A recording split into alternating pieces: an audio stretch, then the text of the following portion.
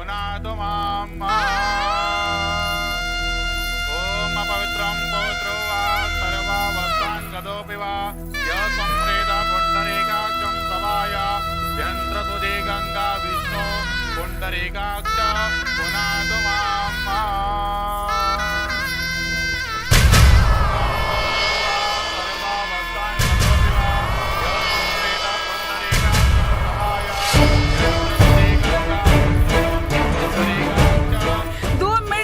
से मिल ले बेटा, एक बार काजल से मिले जाए ना। काजल बेटी,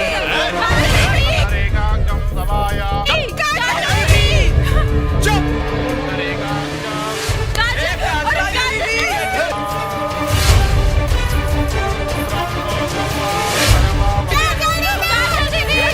कहने ना कि पीछे ना वो बंद कर।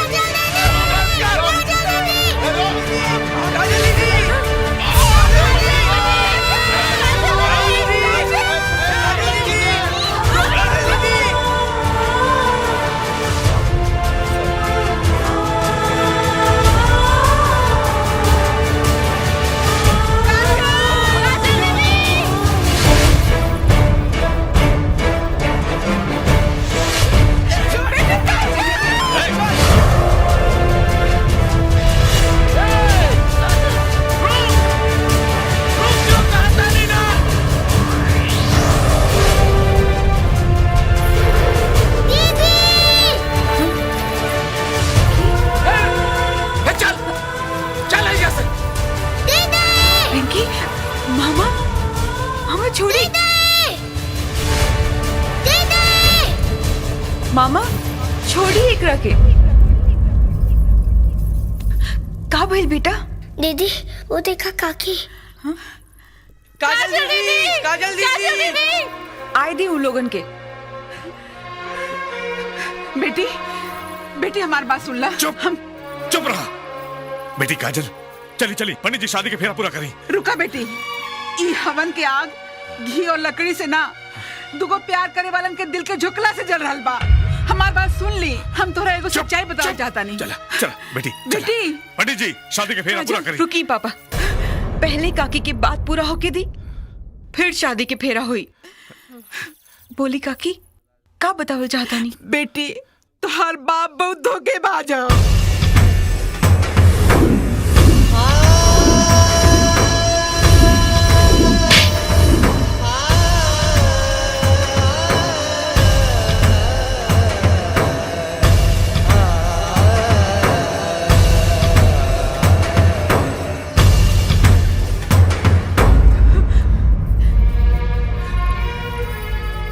धन्यवाद काकी, हमारा आँख खुल गई।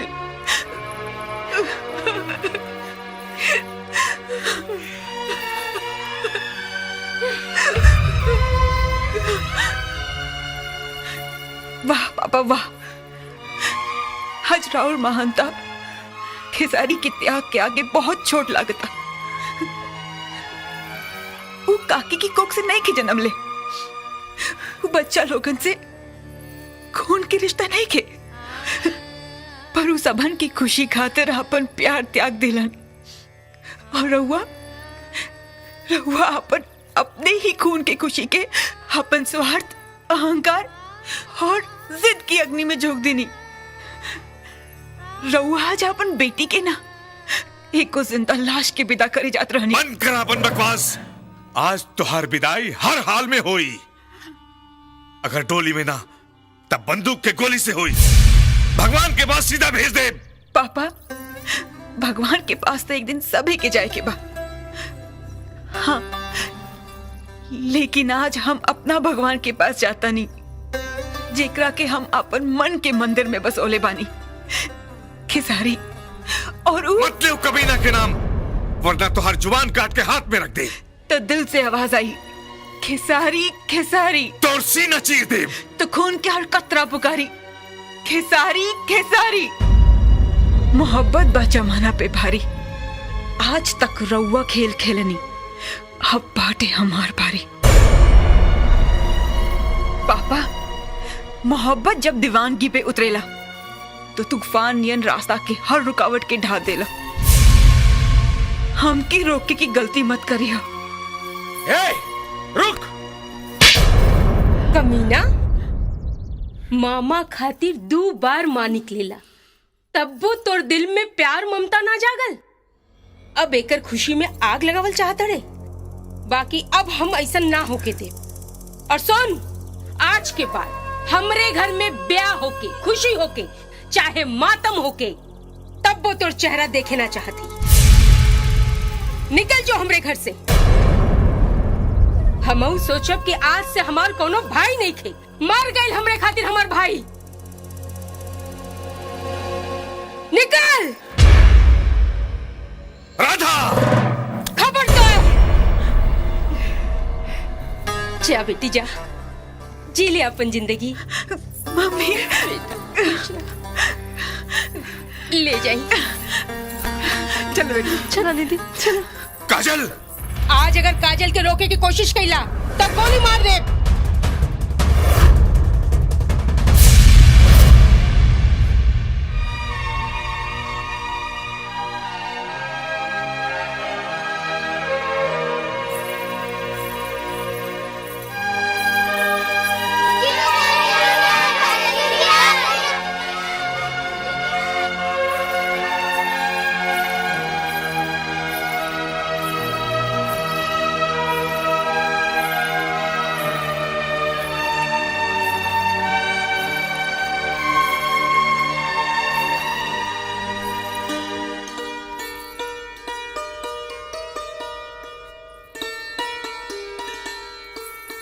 चला बच्चा लोग, अंदर चला।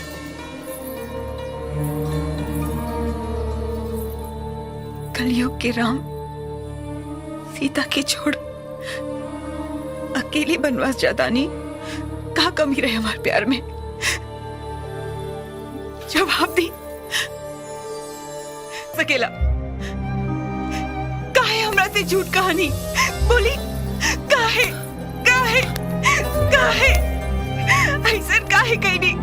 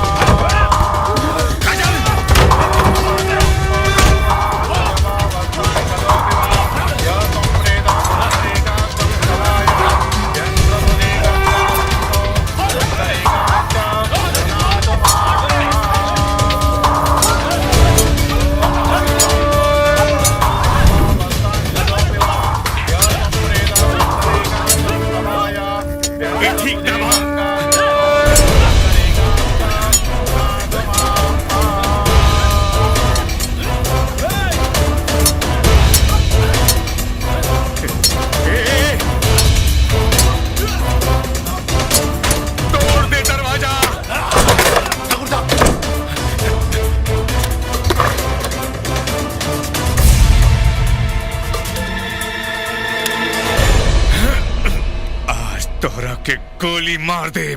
ठाकुर साहब और तत्काल में भाई हमार ससुर जी आबिर और बेटी ना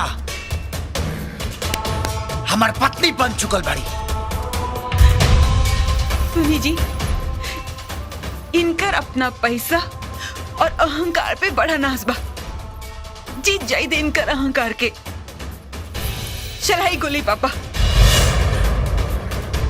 हम भाग्यशाली बानी जी सुहागन बन के आपन पति के कंधा पे ही दुनिया से विदा हो कब। अब मौत के कोनो गम नहीं के। चलाई गोली पापा, चलाई गोली। चलावा गोली। चलाई गोली, चलाई गोली।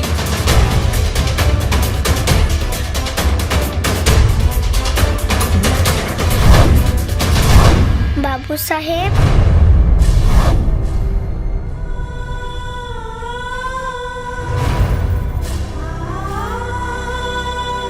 काकी कहेली कि जब कौनो संकट की घड़ी आए तो भगवान के सामने माथा टेक देवे के चाहिए। रउआ हमने खातिर भगवान बन जाए। अपन गुस्सा तो कर दीदी के आशीर्वाद दे दी।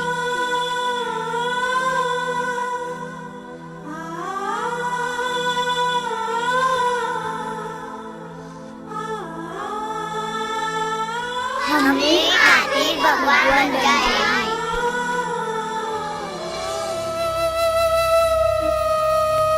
हार जाई बेटे की खुशी के खातिर फेंक दी बंदूक। इनन के सच्चा प्यार के जीत जाए दी।